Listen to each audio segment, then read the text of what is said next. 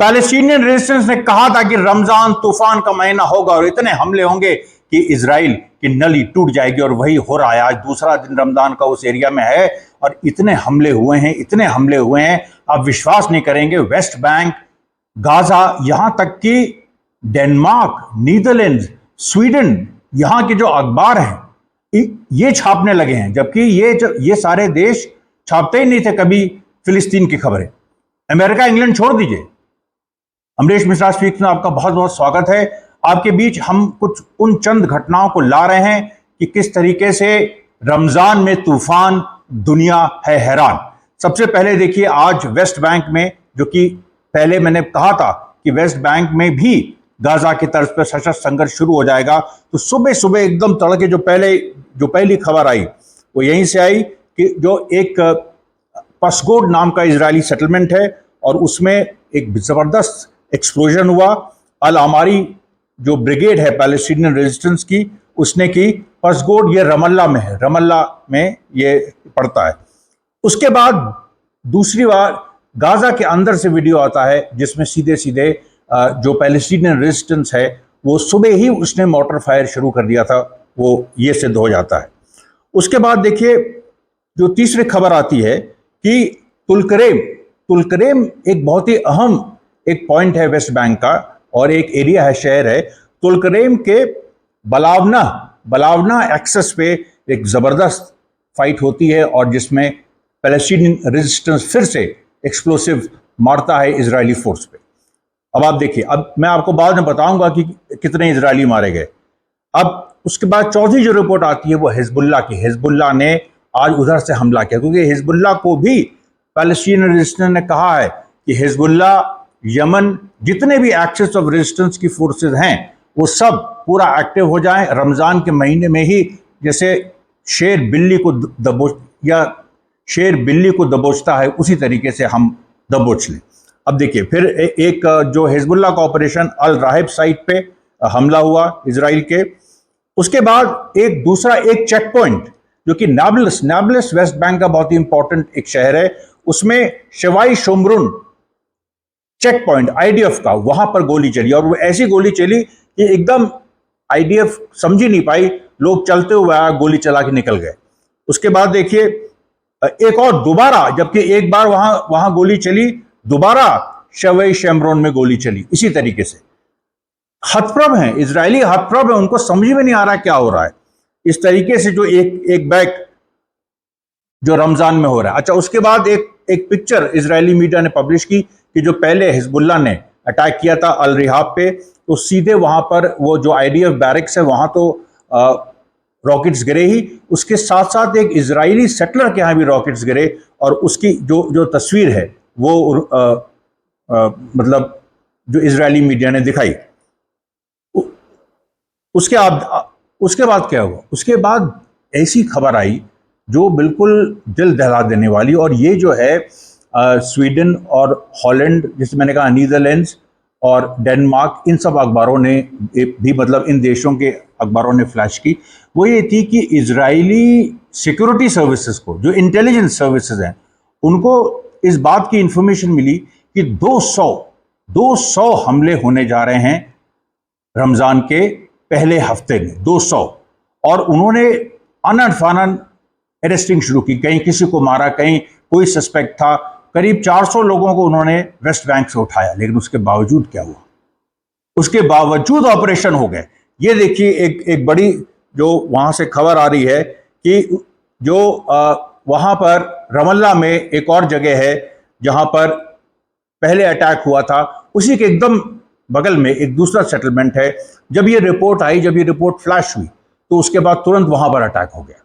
तो जो इनकी कोशिश थी, अच्छा, जब रिपोर्ट जो फ्लैश हुई और जो लोग गिरफ्तार हुए, जिन लोगों को इन्होंने आनन फानन गिरफ्तारी की, हो सकता है यही लोग हों रेजिस्टेंस फाइटर्स जो कि इस अटैक को कैरी आउट करेंगे। उसके बाद बगल में तुरंत दूसरा अटैक हो गया और वो आईडीएफ समझ ही नहीं पाए कि ये क्या हो रहा है। उसके बाद आप देखिए कि तुलकरेम में फिर तुलकरेम पे फोकस हो गया। तुलकरेम में एक एरिया है, उसका 6 एक्सेस में उसको बांटा है। इजराइल ने भी 6 एक्सेस में बांटा है और पैलेस्टीनियन रेजिस्टेंस ने भी 6 एक्सेस में बांटा है। अब देखिए द फर्स्ट एक्सेस, जो कि पहली लड़ाई हुई, the first access, the main street access where a D9 military bulldozer was targeted with a high powered explosive device.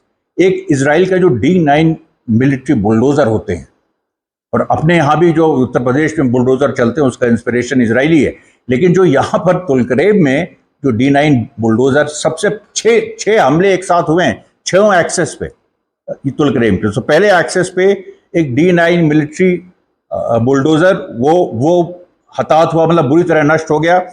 दूसरा जो मनशिया एक्सेस है, वहां पर एक दूसरा मिलिट्री बुलडोजर उस पर हमला हुआ, और उसके साथ जो सैनिक चल रहे थे उन पे हमला हुआ।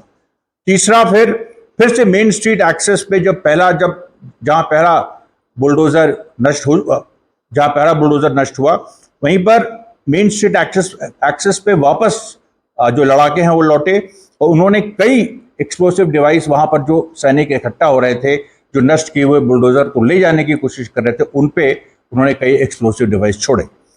फिर फोर्थ एक्सेस, जो अल कतीबा स्क्वायर एक्सेस है तुलकरेब में, वहां पर भी एक बुलडोजर खड़ा था, उस पे भी हमला हुआ, और उसके बाद जो वहां पर सैनिक आए उन पे भी हमला हुआ।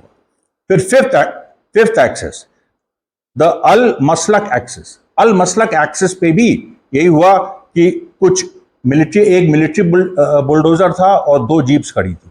उन तीनों वाहनों पे फिलिस्तीनी रेजिस्टेंस ने हमला किया। उसके बाद सिक्स्थ एक्सेस, इसको एक्सेस ऑफ डेथ भी कहते हैं, क्योंकि यहां बहुत इजरायली सोल्जर्स मारे जाते हैं।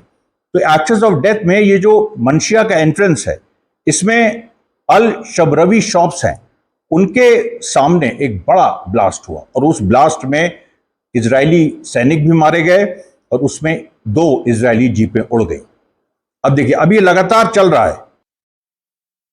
इजराइल ने वापस में एयर स्ट्राइक्स करने की कोशिश की। अभी तक वेस्ट बैंक में इजराइल एयर स्ट्राइक नहीं कर रहा है, लेकिन वेस्ट बैंक में भी कोशिश की एयर स्ट्राइक करने की, लेकिन एयर स्ट्राइक्स वहां अभी, मतलब ये देखिए कैसे पैलेस्टीनियन रेजिस्टेंस ने अपने दुश्मन को कंफ्यूज कर दिया। ये बहुत बड़ी स्ट्रेटजी होती है कि कैसे दुश्मन को कंफ्यूज कर देना।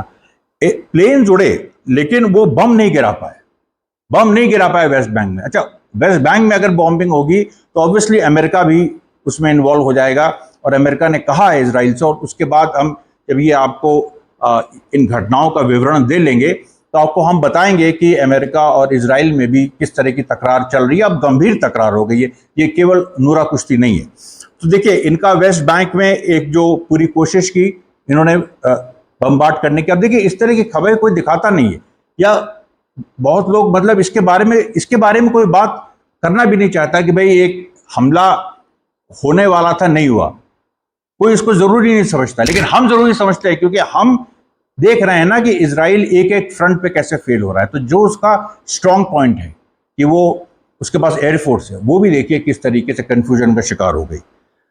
अब देखिए, अब इसके बाद फिर एक घटना आती है कि फिर से इन लोगों ने कुछ यूथ वही तुलकरेब में, एक तरफ मार खा रहे थे इजरायली, दूसरी तरफ रेड्स कर रहे थे, और एक यूथ को वहां पर मार गिराया, ये कहते हुए कि ये भी हमले की तैयारी करता। मतलब एकदम इसको बदहवासी का माहौल कहते हैं वो।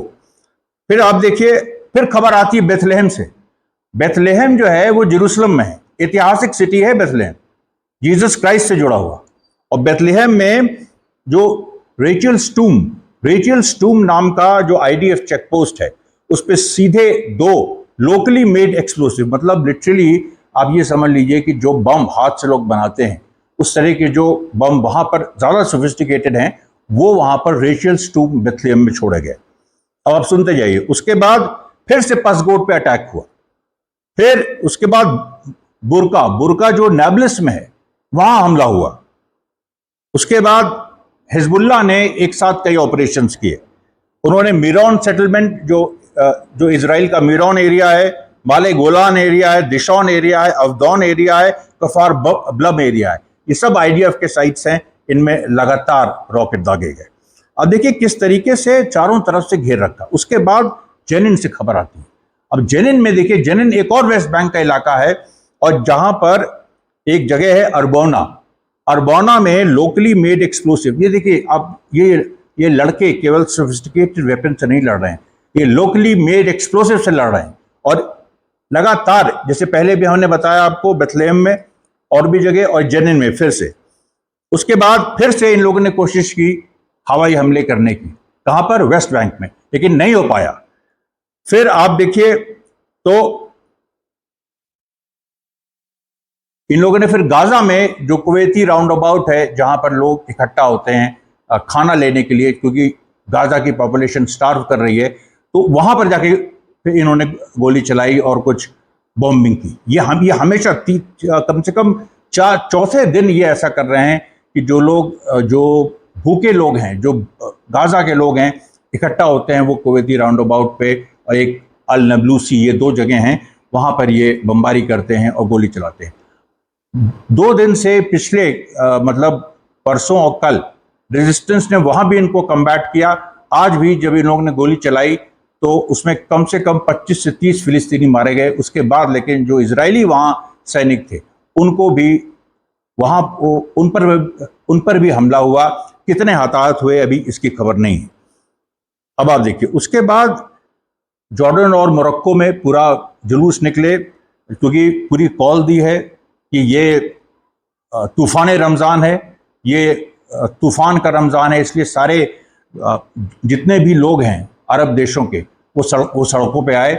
तो उसके लिए अभी उस कॉल को देखते हुए मोरक्को, जॉर्डन, अल्जीरिया, इस तरह से कई जगह प्रदर्शन हुए।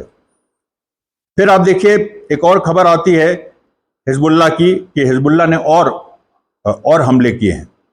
फिर कुवैत राउंड अबाउट में फिर से जो इजरायली सैनिक है उन पर दोबारा हमला होता है।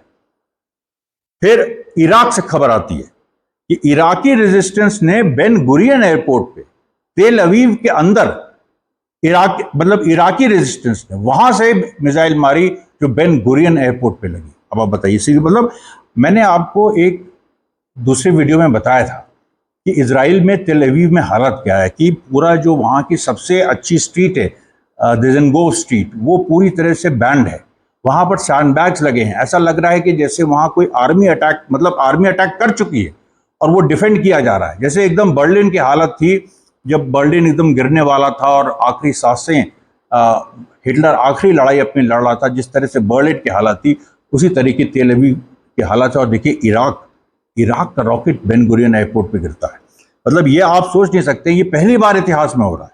उसके बाद यमन, आप देखिए यमन ने आज फिर, जब यमन ने एक जहाज, देखिए रोज यमन मार रहा है, और आज तो यमन ने एक पूरा उन्होंने पिनोकियो नाम के अमेरिकन जहाज पे हमला किया। और पिनोकियो एक ऐसा जहाज है जो कमर्शियल भी है, उसके साथ साथ मिलिट्री भी उसकी यूजर है, तो पिनोकियो पे अटैक किया।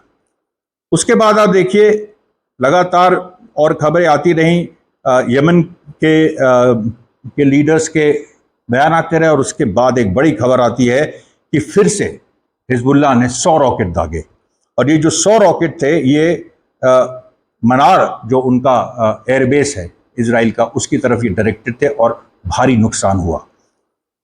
उसके बाद हमने देखा कि फिर से वही जेनिन में इन लोगों ने फिर से हमले की कोशिश की, लेकिन जेनिन में लगातार फिलिस्तीनी रेजिस्टेंस लड़ा और उसने आईडीएफ की फोर्स को पीछे कर दिया। उसके जो वीडियोज़ हैं, अब देखिए कुछ लोगों ने हमारे कहा भी, जो दर्शक हैं, कि भाई वीडियोज़ आप दिखाइए, लेकिन वीडियोज़ में ख़ास तौर पे क्योंकि ये सारे वीडियोज़ संघर्ष की वीडियोज़ हैं, इसमें बॉम्बिंग हो रही है, इसमें सीधे सीधे फायरिंग हो रही है, तो ये जो यूट्यूब की जो कम्युनिटी गाइडलाइंस है उसके हिसाब से ये फिट बैठते नहीं हैं, इसलिए हम दिखा नहीं सकते आपको।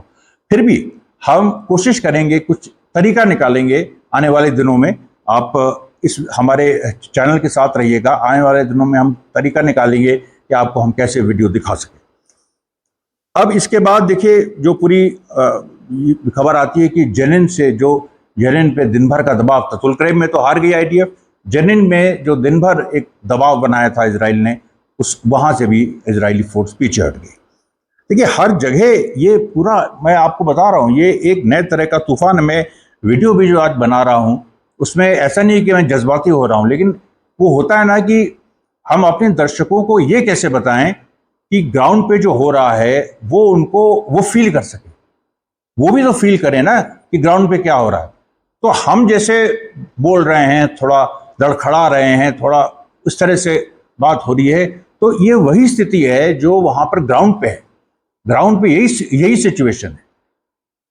इजराइल की पूरी सिचुएशन यही है। जो फिलिस्तीनी लड़ाके, मतलब मैं ये कह रहा हूं कि अगर मैं उसको पूरा पर्सनलाइज कर दूं, जो वेस्ट बैंक में लड़ाई हो रही है, उसके बाद गाजा की भी कई घटनाएं हुई हैं, गाजा में भी जो घटनाएं हुई हैं, अगर मैं वो खुद बन जाऊं कि मैं ही वो घटना स्थल में ही हूं, तो ऐसी तरह से मैं बिहेव करूंगा। क्योंकि इस अचानक जो है चीजें हो रही हैं और अचानक आपके बीच आ रही हैं, और मैं वो सेंस आपको कम्युनिकेट कराना चाहता हूं। और उसके बाद आप देखिए तो हमाद टावर्स जो खान यूनिस में हैं, उनमें जो हमले हुए कि दो, बताइए, खान यूनिस गाजा, जहां पर ये इजरायली मिनिस्टर्स कह रहे हैं कि हम तो जीत गए हैं। खान यूनिस, ये तो खैर नॉर्थ गाजा भी जीत गए थे उसके बाद, लेकिन क्या हुआ आप जानते हैं।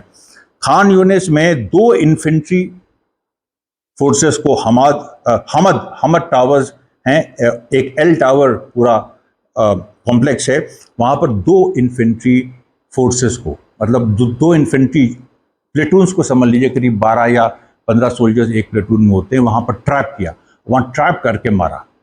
और इस कदर मारा कि हेलीकॉप्टर आने पड़े, तेल अवीव से हेलीकॉप्टर आए जो वुंडेड और मारे गए इजरायली हैं उनको उठाने के लिए। उसके बाद आप देखिए फिर से एक कोशिश हुई, और उस कोशिश में फिर से एक तरह से जो हमद टावर्स के आसपास के इलाके हैं वहां पर झड़पें हुई। उन झड़पों में फिर से वही हुआ कि इजरायली सोल्जर्स हताहत हुए, और किसी न किसी तरीके से हेलीकॉप्टर्स वहां पर उन्होंने पहुंचने की कोशिश की। अच्छा, अब देखिए इसके बाद वही है कि मतलब जो वेस्ट बैंक से और बाकी खबरें आई, फिर जो अल जैतून में जो सबसे बड़ी बात हुई कि 3 पॉइंट्स पे एक साथ पैलेस्टीनियन रेजिस्टेंस ने हमला किया, और तीनों पॉइंट्स में इजराइल को पीछे कर दिया।